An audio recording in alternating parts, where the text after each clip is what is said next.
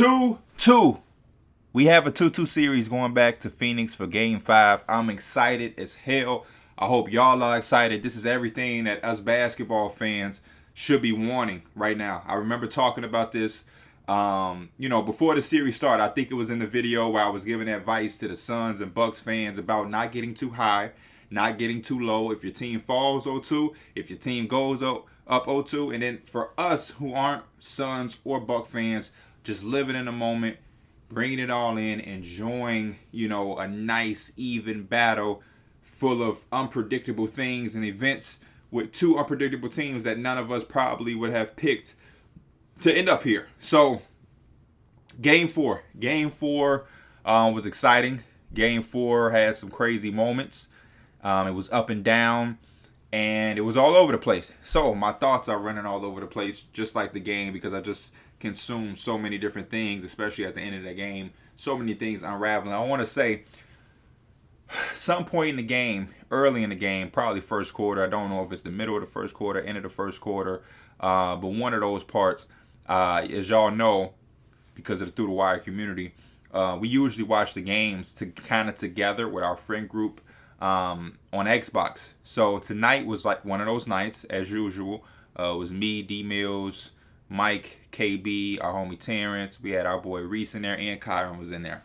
And I remember telling them that it was feeling like a Bucks win. Like I usually make those statements early in the game. The way the game was feeling to me, I'll say throughout a game, it's feeling like this team's game. It's feeling like this team is going to win. Because for me, as it's a basketball fan, former player, I look at it from a lot of different perspectives. I looked at it from coaches' perspectives, as a fan, like I said, as a commentator, scout, whatever. But it's feels that I get from basketball games. You can just kind of feel, even early on when a game is close, like how it was at the end of the first quarter or even the first half. I think it was kind of like tied, like 42-42 at one point throughout this game. That maybe have been at halftime, 42-42 or 45-45, something like that. 42-42 because Jay Crowder hit the three somebody hit a three that made it 45-42 to start the third quarter.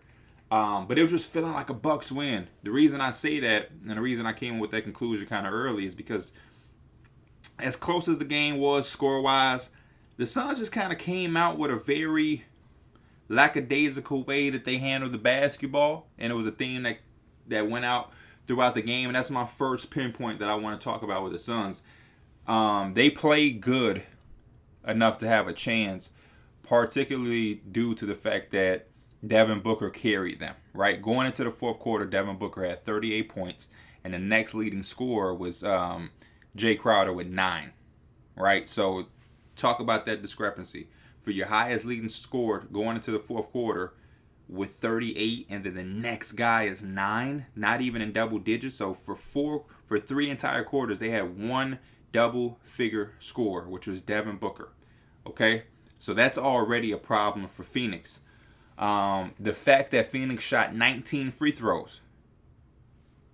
This is my first big one. Y'all know what I talk about when we talk about these important playoff NBA final type games, right? Maybe not so much in the regular season, but even in the regular season, I look and peek at these things very, very subtly though. They shot 19 free throws, ladies and gentlemen. They had 17 turnovers. They had just as many turnovers as free throw attempts. Y'all know I'm the turnover police. That's a problem for me. For a veteran-led team, and I say that because the Phoenix Suns are very young, but Chris Paul is who leads them. He's their point guard. He's their floor general. All these things we throw out at Chris Paul, and they've done a very good job in these playoffs of at times protecting the basketball. For them to have just as many turnovers as free throws is kind of mind-boggling. Chris Paul, 5 turnovers. Out of halftime, I think he had more turnovers than points, I heard Jeff Van Gundy say.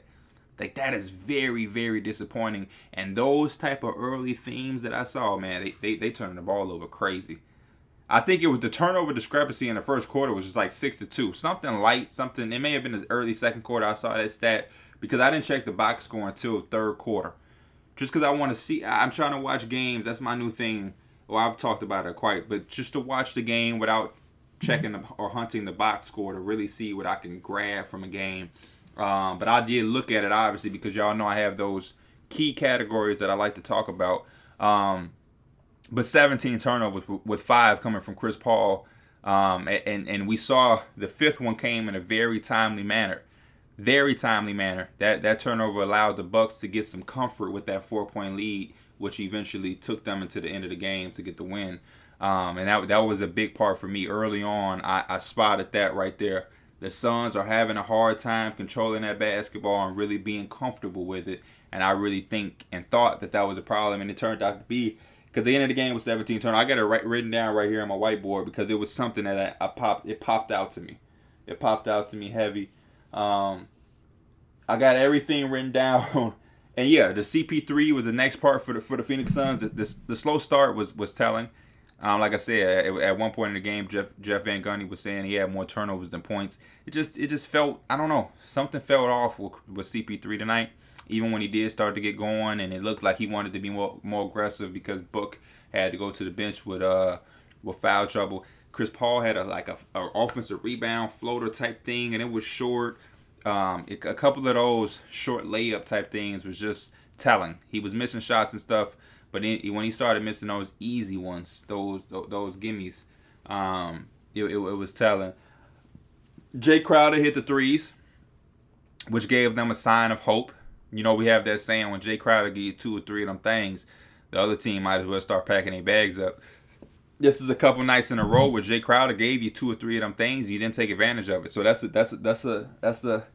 tough break for the Suns. When you get those type of chip-ins from those type of role players, like the Jay Crowders, like the Mikal Bridges, Cam Payne hit some timely shots today. Cam Johnson hit a big 3 a couple times during this game. When you get those chip-ins, you have to take full advantage of it. Just like tonight, for the Bucks to get those chip-ins from Pat Connaughton, who at times I question why he was out on the floor. It's a lot of moments in tonight's game where Pat Connaughton just looked scared. He looked like he didn't know what to do, but then in other possessions, he looked the exact opposite of scared. He looked like he belonged out there. He was willing to take the big shots. He made some big shots. He made a very humongous 3, probably one of the biggest shots at a game, to be honest with you. You need to take advantage of those type of role players chipping in and giving you something. And the Suns couldn't. I mean, this is a night where Aiden only had 6 points. He didn't really have a good game as far as offensively. He rebounded the hell out of the ball. I think he had 17 rebounds. Out of his 17 rebounds, only 1 were offensive, which is a very, very good point for the Bucks, which is my next point. So we talked about the turnovers and the turnover discrepancy. I think the Bucks had do I have it written down here? The Bucks had 5 turnovers, right? So, I'm sorry. Bucks had, I don't know what the Bucks had. I think the Bucks had about 5 turnovers, though. They had below double digits, which is my key. The Suns had more, damn near twice double digits. They almost had 20 turnovers. The Bucks had below 9 for a fact. I want to say 5, maybe 6. 6 could be the number, but it was well above 10 single-digit turnovers. It caused the Suns to have double-digit turnovers, well over double-digit turnovers. And then my next point, offensive rebounds.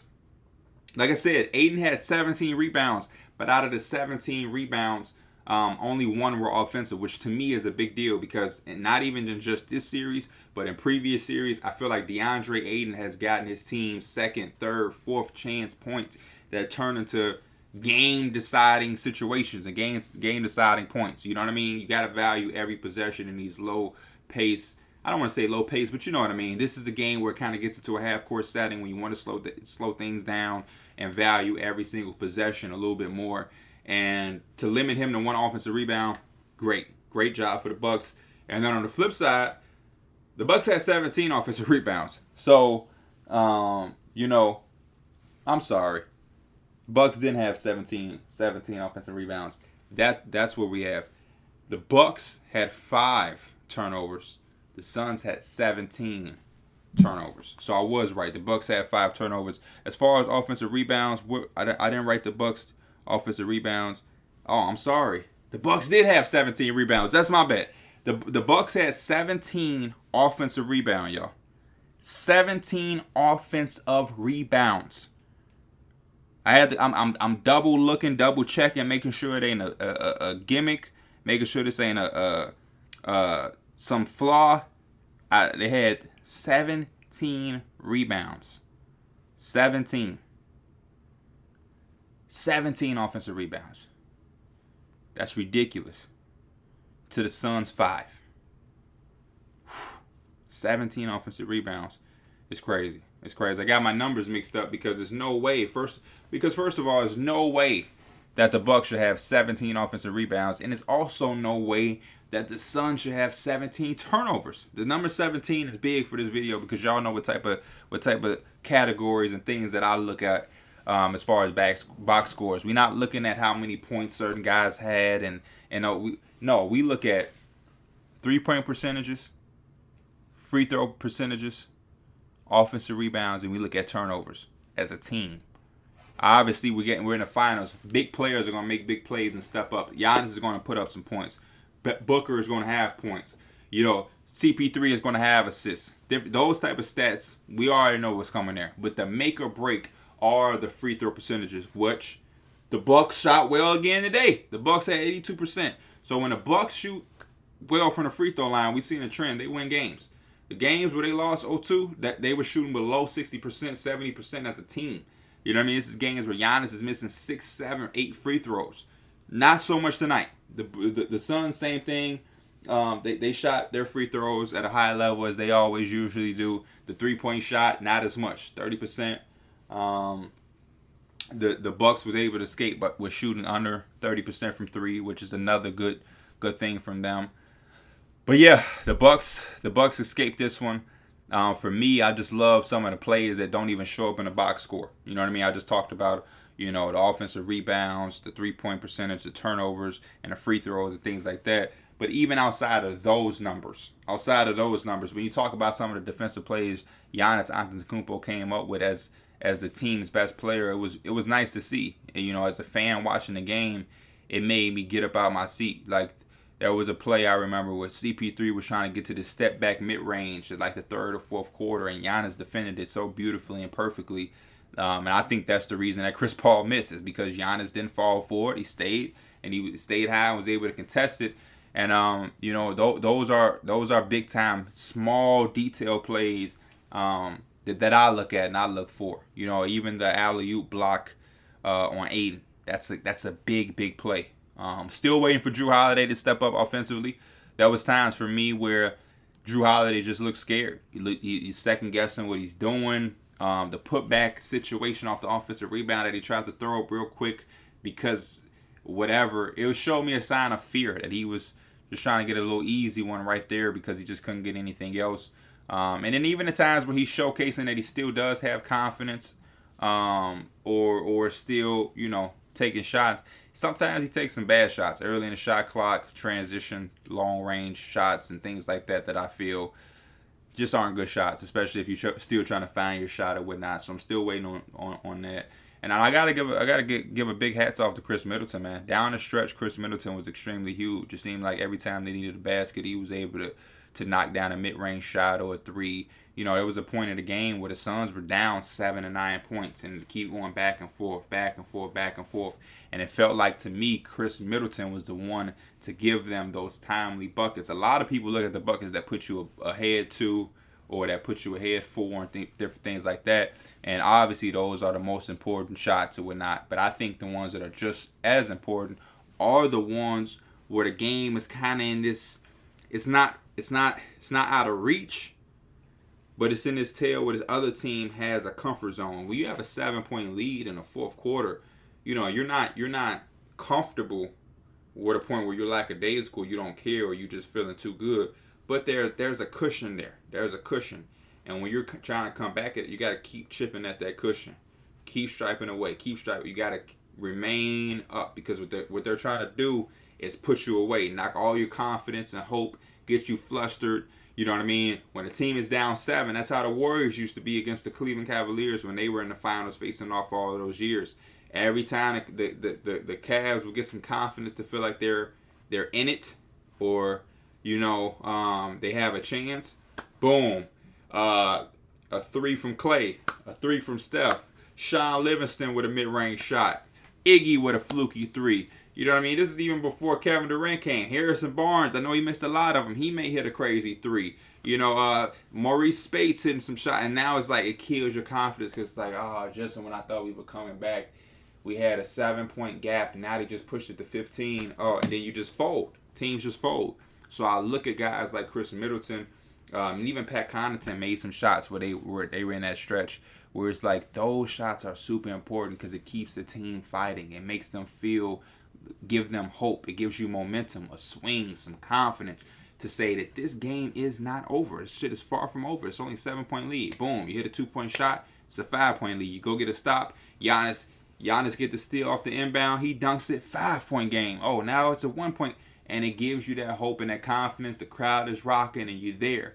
Those are, to me, very, very important and big-time shots. So I got to tip my hat off, like I said, to Chris Middleton because down the stretch, he was the one making those shots for them. I feel like they just did a good job as a team. Drew Holiday had an extremely big-time offensive rebound late in the game where the Bucks were up 2. Chris Middleton was doing his ISO thing, trying to get them that 4-point cushion to kind of seal the deal or put in a dagger, so to speak.